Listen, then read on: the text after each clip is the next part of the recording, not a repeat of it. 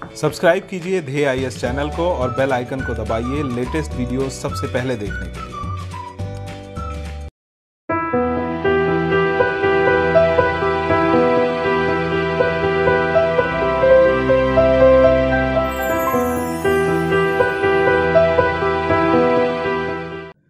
नमस्कार, मैं सुनील वर्मा ध्येय आईएएस टीम की ओर से आपका स्वागत करता हूं ध्येय टीवी पर। हम बात करेंगे डेली करंट अफेयर्स के अपने प्रोग्राम पर, जैसा कि हम प्रतिदिन करते आए हैं।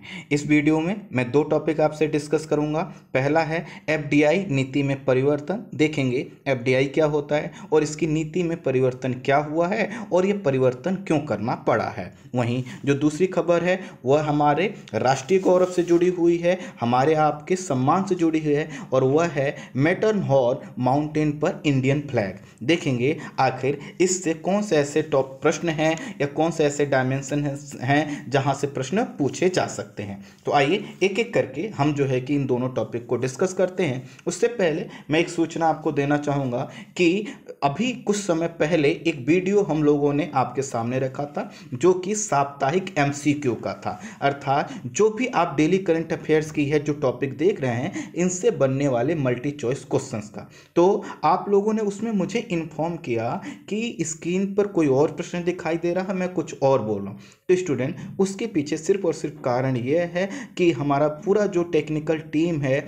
वह अपने अपने घरों में कैद है, जैसे आप। इसके वजह से हम सभी लोग बैठकर उसको परफेक्शन का वह लेवल नहीं दे पा रहे हैं जो हम देते आए हैं, लेकिन जल्द ही हम फिर से उसी परफेक्शन को आपके सामने प्रेजेंट करेंगे। तब तक के लिए मैं क्षमा प्रार्थी भी हूं और सहयोग का आपसे मैं आकांक्षी भी। आइए हम एक एक करके इन दोनों टॉपिक्स को डिस्कस करते हैं। तो हम सबसे पहले हम बात करेंगे एफडीआई में नीति परिवर्तन। जैसे अब एक एक करके थोड़ा शब्दों को समझेंगे तो टॉपिक काफी आसान हो जाएगा। हालांकि इसमें से कुछ शब्द मैं ऑलरेडी आपसे डिस्कस कर चुका हूं, फिर भी पूरे टॉपिक को एक बार हम शुरू से स्टार्ट करते हैं। जैसे कि आपको पता है कि देश से बाहर से जब कोई निवेश आता है, मान लीजिए अगर कोई बाहरी व्यक्ति है और मान लीजिए वो टॉमी है, अगर टॉमी क्या करे हमारे इंडिया में निवेश करे तो उसको हम क्या बोलेंगे? विदेशी निवेशक। क्यों? क्योंकि वो विदेश का व्यक्ति है और वहां से क्या कर रहा है? निवेश कर रहा है, तो हम उसको विदेशी निवेशक बोलते हैं। अब क्या होता है कि विदेशी निवेशक जो टॉमी है उसके पास दो विकल्प है। वह क्या कर सकता है कि जो शेयर बाजार में सूचीबद्ध कंपनियां हैं, शेयर बाजार जैसे हमारा बॉम्बे स्टॉक एक्सचेंज है, जैसे हमारा नेशनल स्टॉक एक्सचेंज है, इसमें किसी में निवेश कर सकता है। इसमें सूचीबद्ध कोई कंपनी जैसे विप्रो है और वो विप्रो में क्या करे? निवेश करे, और विप्रो की जो है कि लगभग 10% तक हिस्सेदारी खरीद सकता है। उसको यह लिमिट है कि वह 10% तक हिस्सेदारी विप्रो की खरीद सकता है। तो अगर टॉमी क्या करे 1%, 2%, 5% या मैक्सिमम 10% की हिस्सेदारी विप्रो में खरीद ले, और विप्रो कहां पे है? बीएसई या एनएसई पर लिस्टेड है, सूचीबद्ध है, तो इसको कहेंगे फॉरेन पोर्टफोलियो इन्वेस्टमेंट, अर्थात एफपीआई। कंफर्म हो गया? एफपीआई का मतलब होता क्या है कि फॉरेन का है, और पोर्टफोलियो का मतलब है कि 10% से कम जो है कि क्या करना, किसी कंपनी के टोटल 10% से कम क्या करना, उसमें निवेश करना। और किस में निवेश? जो कि हमारे शेयर बाजार में जो सूचीबद्ध कंपनियां हैं, जैसे आपने देखा होगा विप्रो है, टीसीएस है, रिलायंस है, बहुत बड़ी बड़ी कंपनियां हैं, तो इनमें अगर कोई व्यक्ति निवेश करता है तो इसको बोलते हैं एफपीआई। वहीं अगर व्यक्ति क्या करे 10% से अधिक निवेश करे, जो टॉमी था वही टॉमी अब क्या करे 10% से अधिक 20%, 30%, 40% अगर वह निवेश करता है तो इसको बोलते हैं हम एफडीआई, अर्थात फॉरेन डायरेक्ट इन्वेस्टमेंट। तो देखिए एफपीआई और एफडीआई में अभी हमें एक बेसिक अंतर क्या पता चला? मात्रा का, कि अगर 10% से कम है तो एफपीआई है और 10% से ज्यादा है तो एफडीआई एफडीआई, लेकिन इसके साथ साथ कई और अंतर हैं। जैसे मान लीजिए टॉमी था और उसने विप्रो में 7% या 8% का निवेश किया था। विप्रो ने एक दिन क्या किया, अपना बैलेंस शीट प्रेजेंट किया या उसने कोई नया जो है कि प्लान लेके आए और वह प्लान टॉमी को अच्छा नहीं लगा, या उन्होंने जो बैलेंस शीट अपना शो किया उसमें यह लगा कि आने वाले समय में विप्रो कंपनी थोड़ा सा कम अच्छा रन करेगी या उसकी जो ग्रोथ है वो प्रभावित हो सकती है। टॉमी क्या करेगा, उस जितना भी उसने अपना निवेश किया था वो निवेश क्या करेगा, अपना लेकर बाहर चला जाएगा। तो इस तरह से उसके पास विकल्प है कि जहां पर अधिक लाभ हो वहां पर निवेश करे और जहां से उसको लगता है घाटा हो सकता है तुरंत क्या करे, बाहर चला जाए। लेकिन जो व्यक्ति 30% 40% जिसने निवेश किया है उसके पास यह विकल्प नहीं है। प्रश्न आएगा क्यों, उसके पास क्यों विकल्प नहीं है? तो उसके लिए थोड़ा सा हमें एफडीआई के प्रकार को समझना होगा। पहली बात तो यहीं पे एक चीज और क्लियर कर दूं, आप ही समझिए कि मैं अब आपके ऊपर बात रखता हूं कि आप इंडिया के हैं, आपका नाम मान लीजिए सुरेश है, आप सुरेश हैं, आपको क्या करना है, श्रीलंका की किसी कंपनी में इन्वेस्ट करना है और कितना इन्वेस्ट करना है, मान लीजिए 45%। अब जो 45% आप श्रीलंका में इन्वेस्टमेंट करेंगे किसी कंपनी में, तो क्या सब कुछ उन्हीं के ऊपर छोड़ देंगे कि श्रीलंका की जो भी मान लीजिए वहां का मालिक है कि भैया आप अपने हिसाब से कर लो? नहीं, आप कहेंगे कि मैं मैनेजमेंट देखूंगा। आप सुरेश हैं, आप कहेंगे मैं मैनेजमेंट देखूंगा, मेरे पास अच्छी टेक्नोलॉजी है किसी चीज का जो भी वह कंपनी प्रोडक्शन करती, आप कहेंगे मैं इस टेक्नोलॉजी का यूज करूंगा। आप क्या कहेंगे, अपना ऑफिस वहां पे बनाएंगे जिससे आप क्या करें, देख रेख कर सकें।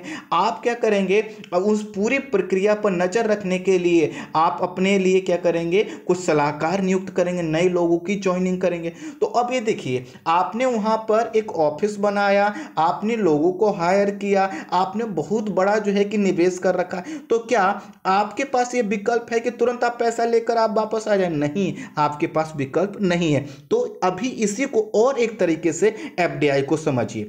एफडीआई दरअसल दो प्रकार का होता है। इसको एक होता है ग्रीन फील्ड एफडीआई, दूसरा है ब्राउन फील्ड एफडीआई। अब मैं फिर से आप ही के ऊपर रख के समझाता हूं। अगर मान लीजिए जो है कि आपको किसी देश में निवेश करना, फिर से आप श्रीलंका में करिए। श्रीलंका में आप कहिए कि मैं वहां पर ले जाकर मैं जो है कि एक बिस्किट बनाऊंगा, जो मान लीजिए पार्ले जी बिस्किट। पार्ले जी बिस्किट इंडिया में आपको लगता है अच्छा रन कर रही है और आप कहेंगे कि मैं श्रीलंका में पार्ले जी बेचूंगा।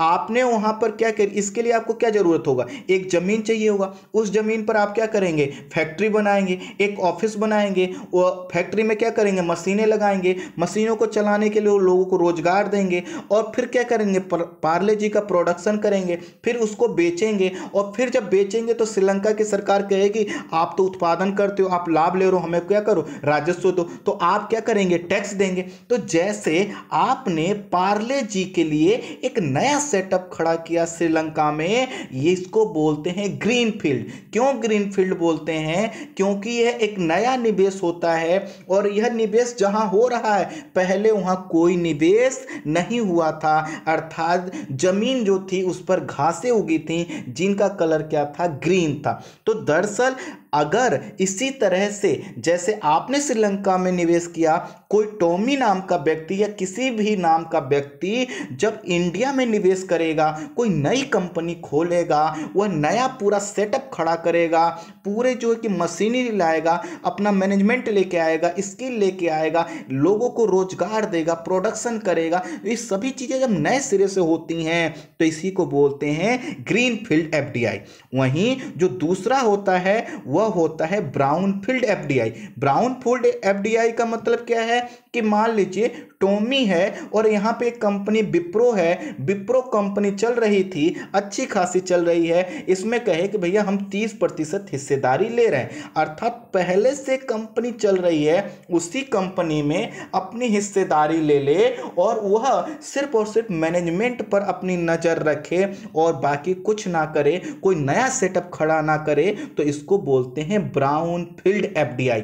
अब देखिए, चाहे ग्रीन फील्ड एफडीआई हो या ब्राउन फील्ड एफडीआई हो, इसमें निवेश क्या हुआ है, बहुत ज्यादा हुआ है। इस पूरे में काफी प्रक्रिया लगी है। कैसी प्रक्रिया, कि जब आप इतने बड़े शेयर खरीद रहे हैं, आप मैनेजमेंट का हिस्सा बन रहे हैं, आपने इसके लिए क्या किया है, डॉक्यूमेंटेशन किया है। जब भी आप कोई पॉलिसी में चेंज लाएंगे तो जो भी उसमें हिस्सेदार हैं सबकी क्या करेंगे, राय मशवरा करेंगे। तो इस तरह से क्या होता है, एफडीआई एफपीआई अर्थात फॉरेन पोर्टफोलियो इन्वेस्टमेंट की तुलना में स्थायी माना जाता है। अर्थात किसी भी प्रकार की एफडीआई हो, चाहे ग्रीन फील्ड हो या ब्राउन फील्ड हो, जल्दी से जो है कि बाहर नहीं जा सकता। इसीलिए कहा जाता है कि अगर किसी देश में जो है कि एफडीआई आ रहा है तो उस देश के लिए अच्छा है। मान लीजिए इंडिया के संदर्भ में बात करें तो जैसे मैंने टोमी का एग्जांपल लिया, ऐसे ही अब हजारों विदेशी क्या करें, यहां पर नई नई कंपनियां लगाएं या जो पहले से बनी हुई कंपनियां हैं बड़ी मात्रा में निवेश करें, तो इसी को हम क्या कहेंगे, एफडीआई कहेंगे।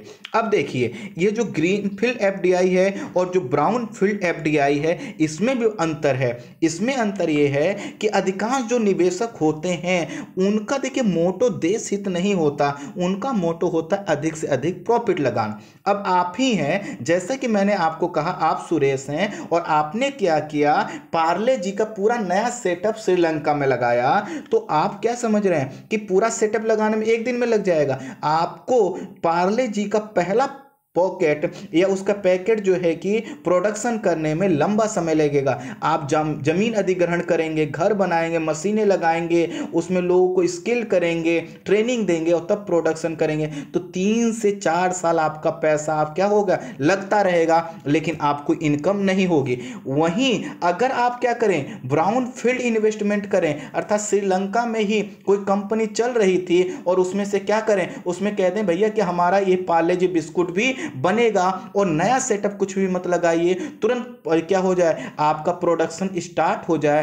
तो यह होगा ब्राउन फील्ड। तो होता क्या है, जो भी निवेशक होते हैं वो ब्राउन फील्ड इन्वेस्टमेंट ज़्यादा अच्छा मानते हैं। क्यों? क्योंकि जिस दिन वो पैसा लगाएंगे उसी दिन से उनको लाभ मिलने लगेगा। जबकि ग्रीन फील्ड एफडीआई में क्या होता है, उन्हें एक लंबा समय काल पूरे चीज़ों को नए सिरे से बनाना होता है, तो समय लगता है।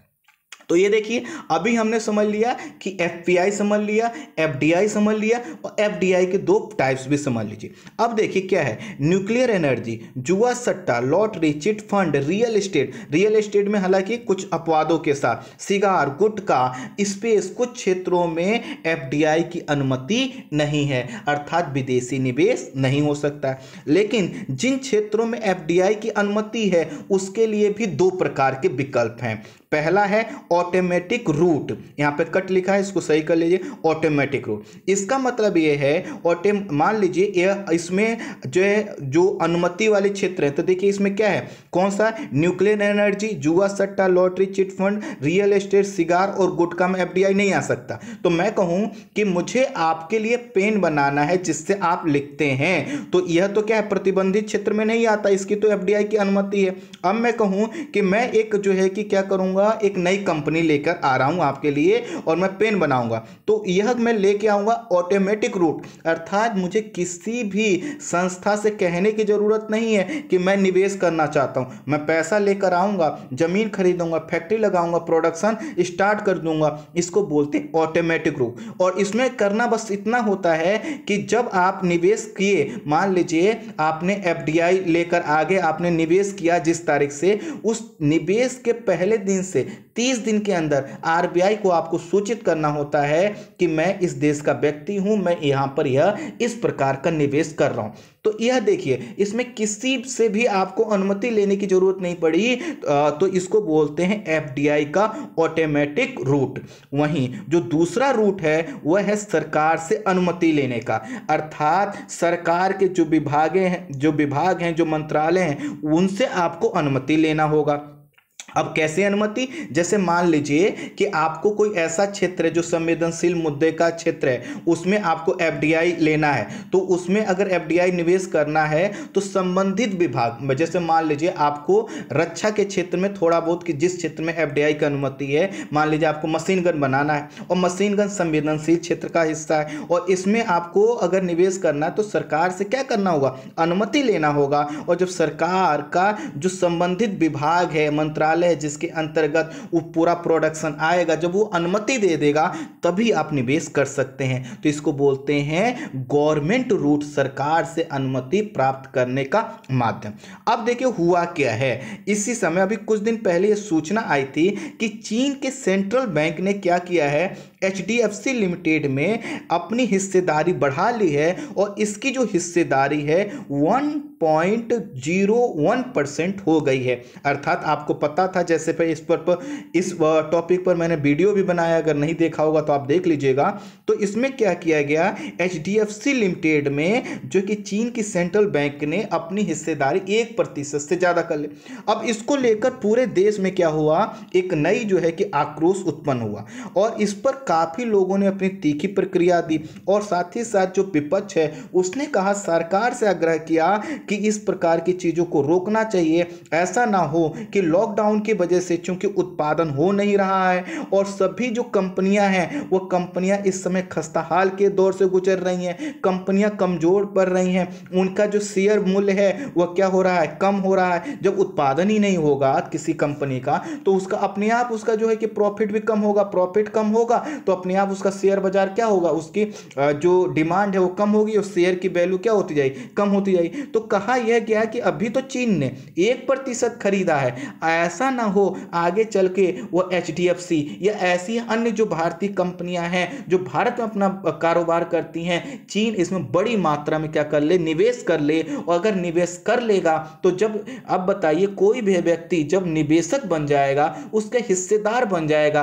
तो क्या वह अपनी नीतियों को लागू नहीं करवाएगा? बिल्कुल करवाएगा। जैसे आप एक कंपनी खोलते हैं, आप 10 लोग मिलकर कंपनी खोलते हैं तो 10 लोगों की इसमें बात सुनी जाएगी। ठीक इसी प्रकार जो निवेशक होते हैं उनकी भी बात मानी जाती है, चाहे वो बाहरी हो या कहीं के भी हो। तो इसको लेकर एक पूरे देश में आक्रोश हुआ। सरकार को कई बार लोगों ने कहा कि सरकार को इस पर ध्यान देना चाहिए। तो इसी के कारण ध्यान में रखते हुए ministry of commerce and industry department for promotion of industry and international trade ने क्या किया है, FDI की नीति में परिवर्तन किया।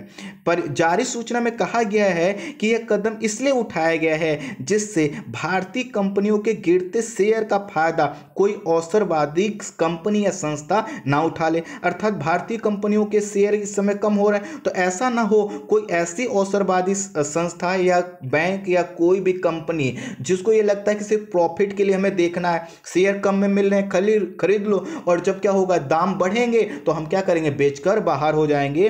तो इससे क्या होगा, यह जो भी इस समय शेयर खरीदेगा और जो अवसरवादी कंपनियां हैं, संस्थाएं, उनकी प्रवृत्ति को रोकने के लिए यह कदम उठाया गया है। तो अभी तक देखिए क्या नियम था, अभी तक यह नियम था अगर आप पाकिस्तान और बांग्लादेश के अलावा किसी अन्य देश के निवेशक हैं तो आप ऑटोमेटिक रूट के तहत निवेश कर सकते हैं। किन क्षेत्रों में, जिन क्षेत्रों में FDI की अनुमति है। तो अगर आप पाकिस्तान बांग्लादेश से अलग से हैं, अर्थात इन दो देशों से नहीं है, तो आप आसानी से निवेश कर सकते थे। ऑटोमेटिक रूट के तहत आपको निवेश के 1 महीने के अंदर सिर्फ RBI को सूचना देनी थी, किसी से कोई अनुमति लेने की जरूरत नहीं थी। वहीं जो पाकिस्तान और बांग्लादेश के व्यक्ति थे या जो संस्थाएं थी, जो कंपनियां थी, अगर वह निवेश करती तो उनको क्या लेना पड़ता था, अनुमति लेना अनिवार्य था।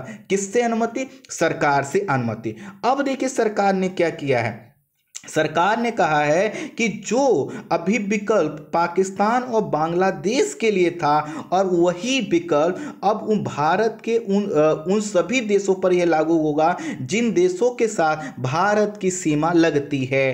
अर्थात इसमें किसको टारगेट किया गया है? चीन को, क्योंकि बाकी जो हमारे पड़ोसी देश हैं जिनके साथ हमारी सीमा लगती है उनसे तो हमें बहुत ज़्यादा वह निवेश कर ही नहीं पाएंगे, उनके पास खुद पैसे का अभाव है। लेकिन जो हमने विकल्प पहले पाकिस्तान और बांग्लादेश के लिए रखा था, अब वह सभी पड़ोसी मुल्कों को बढ़ाकर हमने चीन पर भी ये नीति आरोपित कर दी। अर्थात अगर चीन अब कोई FDI करता है, अर्थात फॉरेन डायरेक्ट इन्वेस्टमेंट करता है, 10% से अधिक हिस्सेदारी वह खरीदता है, तो उसको क्या करना होगा, वह ऑटोमेटिक रूट के तहत नहीं कर पाएगा, उसको क्या करना होगा, सरकार से अनुमति लेना होगा। और यह इस वजह से किया गया है जिससे ऐसा ना हो कि अब जैसे जैसे कोरोना का प्रभाव भारत में बढ़ रहा है, इकोनॉमी डाउन हो रही है, ऐसे में जो है कि चीन का जो सेंट्रल बैंक है इस अवसर का फायदा उठाकर अपना बहुत बड़ा निवेश भारतीय कंपनियों में कर ले और फिर उनकी पॉलिसी को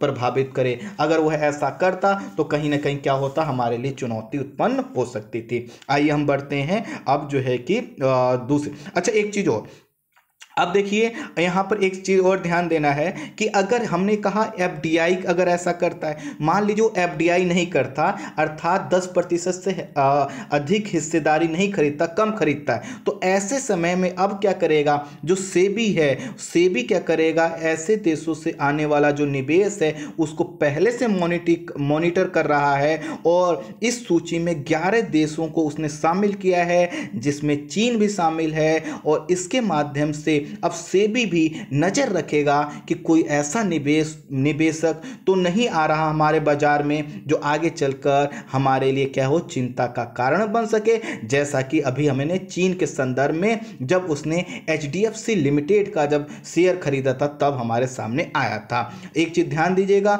मैंने एचडीएफसी लिमिटेड शब्द यूज किया है, ना कि एचडीएफसी बैंक। आइए हम अब दूसरे पर हम आते हैं, अपने दूसरी खबर पर। तो दूसरे खबर पर पहले एक आप इमेज देखिए, कितना शानदार आपको लग रहा है ना, हमको भी लग रहा है, सबको लग रहा है। इस पर देखिए क्या है, आपका एक तिरंगा दिखाई दे रहा है और बीच में उसका चक्र है, और यह जो पर्वत है इसका नाम है मैटरहॉर्न माउंटेन। अब देखिए, अब यह जो मैटरहॉर्न माउंटेन है, इस टॉपिक को जोड़ने से पहले आप देख लीजिए, आपके स्क्रीन पर एक पर्वत दिखाई दे रहा है जिसका नाम है आल्प्स पर्वत। ये देखिए यहाँ पे फ्रांस है, स्विट्जरलैंड है, लिechtenstein है, ऑस्ट्रिया है, स्लोवेनिया है, इटली है, और यही जो है कि यह जो देश हैं यहाँ पर क्या है, इसका विस्तार है। अब देखिए, आइए हम बात पूरा एक एक चीज़ हम आपको बताते हैं जो आपके एग्जाम के पॉइंट ऑफ व्यू से इंपॉर्टेंट है। यह जैसे मैटरहॉर्न जो पर्वत है यह आल्प्स पर्वत का एक हिस्सा है। तो अब देखिए, आल्प्स पर्वत एक नवीन मोरदार श्रृंखला है जो लगभग 1200 किलोमीटर की लंबाई में फैला हुआ है। इसका विस्तार जैसे कि 8 देशों में, कौन सा, France, Switzerland, Italy, Austria, Germany, Monaco, Slovenia और लिechtenstein, ये 8 देशों में है। इनका नाम आपको याद रखना जरूरी है। ये 1200 किलोमीटर लंबा है। फिर से आप इसको मैं आपको दिखा रहा हूं, आप इसको यह देख लीजिए। आप जो है कि हिमालय से इससे कंपेयर करेंगे तो हिमालय लगभग 2400 किलोमीटर लंबा, उससे आधी लंबाई में यह फैला हुआ है। और यह जो फ्रांस और इटली की सीमा पर एक जो है कि चोटी है जिसका नाम है माउंट ब्लैंक। तो जो माउंट ब्लैंक है वह इस आल्प्स पर्वत की सर्वोच्च चोटी है। वहीं देखिए, जैसा कि मैंने आपको कहा, आल्प्स पर्वत का विस्तार जो है कि 8 देशों में, तो 8 देशों में कौन सा एक देश है, स्विट्जरलैंड भी है। तो स्विट्जरलैंड में जो आल्प्स पर्वत का हिस्सा आता है उसकी जो सर्वोच्च चोटी है उसका नाम है मैटरहॉर्न। ध्यान दीजिए, आल्प्स पर्वत का विस्तार 8 देशों में, वहीं आल्प्स पर्वत का वह हिस्सा जो स्विट्जरलैंड में आता है उसकी सर्वोच्च जो चोटी है वह है मैटरहॉर्न, जो कि माउंट ब्लैंक से थोड़ा सा ऊंचाई इसकी कम है। जैसा कि देखिए, माउंट ब्लैंक की ऊंचाई कितना है, 4809 मीटर, वहीं मैटरहॉर्न की जो ऊंचाई है वह 4478 मीटर है। लेकिन ये स्विट्जरलैंड की क्या है, सर्वोच्च चोटी है। और इसी सर्वोच्च चोटी को देखने और यहाँ पर जब जाएंगे तो इस सर्वोच्च चोटी, इसके साथ कई और यहाँ पे जो स्विट्जरलैंड आल्प्स का एरिया है यह आपको माना जाता है यह सबसे अच्छा पर्यटन का टूरिस्ट हब है। आप अगर देखिए, आप किसी पढ़े लिखे व्यक्ति या किसी ऐसे कपल से पूछिए जिसकी शादी होने वाली है या जो लोग शादी कर चुके हैं, तो उनको अगर कोई पूछेंगे डेस्टिनेशन कहाँ जाना है, तुरंत स्विट्जरलैंड का नाम लेते हैं,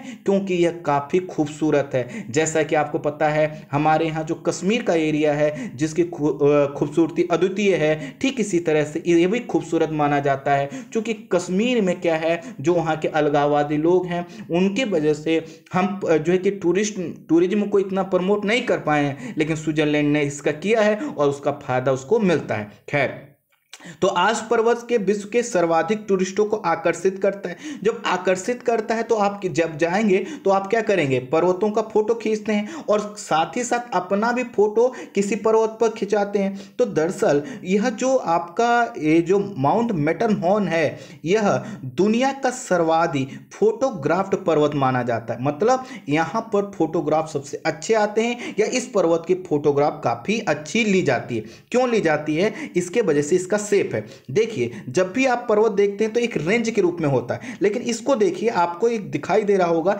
एकदम ऊपर उठा हुआ भाग। तो यह पूरा पर्वत एक इमेज में आ जाता है। इसके वजह से क्या है, इसके फोटो काफी खींचे जाते हैं, और ये जो फोटो खींचे जाते हैं इसी जो है कि पर्वत पर अभी कुछ समय पहले क्या हुआ है, एक विशाल लाइट प्रोजेक्टर के माध्यम से तिरंगे को दिखाया गया। और तिरंगे को इस वजह से दिखाया गया है क्योंकि भारत ने कोरोना से लड़ाई के लिए जो कदम उठाए हैं वो अनुकरणीय है। चाहे हमारे यहाँ आंतरिक रूप में लॉकडाउन हो या लॉकडाउन का समय काल हो कि जब हमने घोषित किया, या फिर वैश्विक रूप में आपको एक याद हो हाइड्रोक्सीक्लोरोक्वीन एक दवाई है जिसकी पूरे विश्व में डिमांड थी। भारत ने पहले उसके निर्यात पर प्रतिबंध लगा दिया था, लेकिन जैसे उसको लगा कि पूरे विश्व को इसकी जरूरत है, उसने अपना क्या किया, सहयोग किया। इसके साथ साथ वह सार्क देशों को भी अपना सहयोग दे रहा है। भारत के बाहर के जो देश हैं वहां पर भी डॉक्टर और मेडिकल इक्विपमेंट और मेडिकल की चीजें वह भेज रहा है। इससे यह पता चलता है कि भारत का जो सॉफ्ट पावर है, एक देश की क्षमता वह बढ़ चुकी है। और इसी चीज को स्विट्जरलैंड ने खुश होकर हमारे लिए अप्रिशिएट करने के लिए यह कदम उठाया है, और उसने लाइट प्रोजेक्टर के माध्यम से तिरंगे को अपने मैटरहॉर्न पर्वत पर दिखाया। इससे पहले यूएस अर्थात संयुक्त राज्य अमेरिका, जर्मनी, यूके, स्पेन और जापान के ध्वज को इस पर दिखाया जा चुका है। अब ये जो आज पर्वत है, यहाँ से एक चीज़ और यहाँ पे समझ लीजिए कि इसकी जो चौड़ाई है, जैसा कि लंबाई मैंने बताया लगभग 1200 किलोमीटर, इसकी चौड़ाई है वह लगभग 250 किलोमीटर है। यहाँ से 3 नदियाँ निकलती हैं, तीनों का नाम आपको याद रहना चाहिए, वह है रोन, राइन और पो नदियाँ यहाँ से निकलती हैं। तो यह जो आपका मैटरहॉर्न माउंटेन है, यह हमारे लिए क्या है, एक चीज़ बताता है कि जिस प्रकार भारत अपनी पॉलिसी को लेकर पूरे विश्व के समुदाय की ओर बढ़ रहा है, और पूरा विश्व समुदाय जिस तरह से भारत की अब बढ़ती हुई छवि को स्वीकार कर रहा है, उसी का यह प्रतीक है। तो स्टूडेंट, इस वीडियो में इतना ही। Thank you so much.